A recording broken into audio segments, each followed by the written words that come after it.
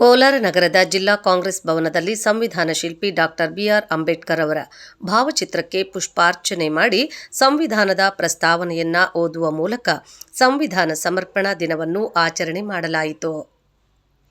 ಈ ವೇಳೆ ಜಿಲ್ಲಾ ಕಾಂಗ್ರೆಸ್ ಅಧ್ಯಕ್ಷರಾದ ಲಕ್ಷ್ಮೀನಾರಾಯಣ್ ಮಾತನಾಡಿ, ಭಾರತಕ್ಕೆ ಬೆನ್ನೆಲುಬಾದ ಸಂವಿಧಾನವನ್ನು ಬಾಬಾ ಸಾಹೇಬ್ ಅಂಬೇಡ್ಕರ್ ನಮ್ಮೆಲ್ಲರಿಗೂ ಅರ್ಪಣೆ ಮಾಡಿದ್ದಾರೆ.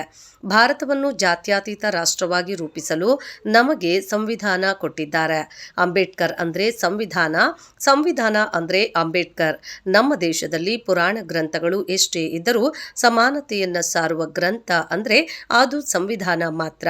ಬೇರೆ ಪಕ್ಷದ ಮೂಲಭೂತವಾದಿಗಳು ಸಂವಿಧಾನಕ್ಕೆ ಅಪಮಾನ ಎಸಗುವ ಕೃತ್ಯಗಳನ್ನ ಮಾಡುತ್ತಿದ್ದಾರೆ. ಆದರೆ ಕಾಂಗ್ರೆಸ್ ಪಕ್ಷ ಮಾತ್ರ ಸಂವಿಧಾನದ ಮೌಲ್ಯಗಳನ್ನು ಎತ್ತಿ ಹಿಡಿಯುವ ಕೆಲಸ ಮಾಡುತ್ತಿದೆ ಎಂದು ಹೇಳಿದರು. ಜಾತ್ಯತೀತ ಒಂದು ರಾಷ್ಟ್ರವಾಗಿ ರೂಪಿಸುವಲ್ಲಿ ಒಂದು ಸಾಮಾಜಿಕ ನ್ಯಾಯದ ಅಡಿಯಲ್ಲಿ ಒಂದು ಏನು ಸಂವಿಧಾನವನ್ನು ಕೊಟ್ಟಿದ್ದಾರೆ ನಮ್ಮ ದೇಶಕ್ಕೆ, ಇದು ದೊಡ್ಡ ಸುಖ ಸಮೃದ್ಧಿ ಸಂಪನ್ನರಾಗಿ ನಾವು ಜೀವನ ಮಾಡೋದಕ್ಕೆ ಒಂದು ಅವಕಾಶ ಆಯಿತು.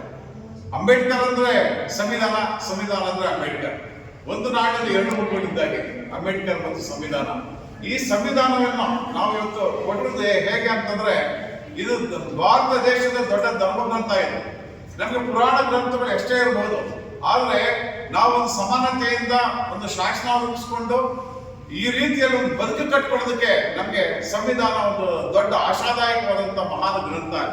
ಇದು ರೂಪಿಸುವ ನಿಟ್ಟಿನಲ್ಲಿ ಅಂಬೇಡ್ಕರ್ ಅವರ ಪರಿಶ್ರಮ ತುಂಬಾ ದೊಡ್ಡದು. ಆ ಮಹಾನುಭಾವ ಅಂಬೇಡ್ಕರ್ ದೊಡ್ಡ ಜ್ಞಾನಿ. ಭಾರತದಲ್ಲೇ ಅಷ್ಟೊಂದು ದೊಡ್ಡ ಜ್ಞಾನಿ ಯಾರು ಇಲ್ಲ ಅಂತ ಹೇಳ್ಬಿಟ್ಟು ಇಡೀ ವಿನ್ಸ್ಟನ್ ಚರ್ಚಿಲ್ ಒಪ್ಕೊಂಡಿದ್ರು, ಮತ್ತೆ ಇಡೀ ಪ್ರಪಂಚದಾದ್ಯಂತ ಇಡೀ ನಾಯಕರು ಒಪ್ಕೊಂಡಿದ್ರು. ಅಂತ ಮಹಾಜ್ಞಾನಿಯ ಒಂದು ಅವರ ಮೂಸಿಗೆ ಒಳಪಟ್ಟು ಇವತ್ತಿನ ಸಂವಿಧಾನ ರಚನೆಯಾಗಿ ಇವತ್ತಿನ ಏನಾದರೂ ಇವತ್ತು ಈ ಭಾರತ ದೇಶ ಇಷ್ಟೊಂದು ಸಮಾನತೆಯಿಂದ ಸಹಬಾಳ್ವೆಯಿಂದ ನಡ್ಕೊಂಡು ಹೋಗ್ತಾ ಇದೆ ಅಂತಂದ್ರೆ ಅವರು ರೂಪಿಸಿಕೊಟ್ಟ ಒಂದು ಈ ಸಂವಿಧಾನ, ಭಾರತದ ಸಂವಿಧಾನ. ಇದರಿಂದ ಈ ಸಂವಿಧಾನಕ್ಕೆ ಒಂದು ಲೋಪಾಯಿಸುವಲ್ಲಿ ಬೇರೆ ಪಕ್ಷಗಳು ಕೆಲಸ ಮಾಡ್ತಾ ಇದ್ದಾರೆ. ಇದು ಈ ಮೂಲಭೂತವಾದಿಗಳು ಅನ್ನುವಂತ ಕಟ್ಕೊಂಡಂತ ಪಕ್ಷಗಳಿಗೆ ಒಂದಿನ ಸಂವಿಧಾನಕ್ಕೆ ಅಪಚಾರ ಮಾಡುವಂತ ಕೆಲಸಗಳು ಆಗ್ತಾ ಇದಾವೆ. ಆದರೆ ಕಾಂಗ್ರೆಸ್ ಪಕ್ಷ ಯಾವತ್ತು ಸಂವಿಧಾನದ ಪರ ಇರ್ತದೆ.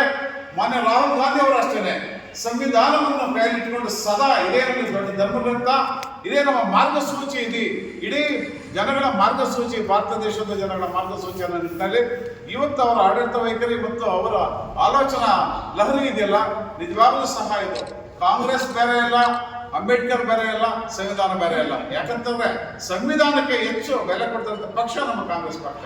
ಆದ್ರಿಂದ ನಾವೆಲ್ಲ ಸಂವಿಧಾನಕ್ಕ ನಡೆಯಲ್ಲಿ ನಾವು ನಮ್ಮ ರಾಜಕೀಯ ಜೀವನವನ್ನು ಕಟ್ಕೊಳ್ಳೋಣ, ಸಾಮಾಜಿಕ ಜೀವನ ಕಟ್ಕೊಳ್ಳೋಣ ಅನ್ನೋ ಮಾತು ಹೇಳ್ತಾ ನನಗೆ ಅವಕಾಶ ಕೊಟ್ಟಂತ ಎಲ್ಲ ಬ್ಲಾಕ್ ಕಾಂಗ್ರೆಸ್ ವತಿ ಮತ್ತು ಜಿಲ್ಲಾ ಕಾಂಗ್ರೆಸ್ ವತಿಯ ಎಲ್ಲ ಮುಖಂಡರಿಗೆ ನಾನು ಹೊರಿಸ್ತಾ ನನ್ನ ಮಾತು ಮುಗಿಸ್ತಾ ಇದ್ದೇನೆ.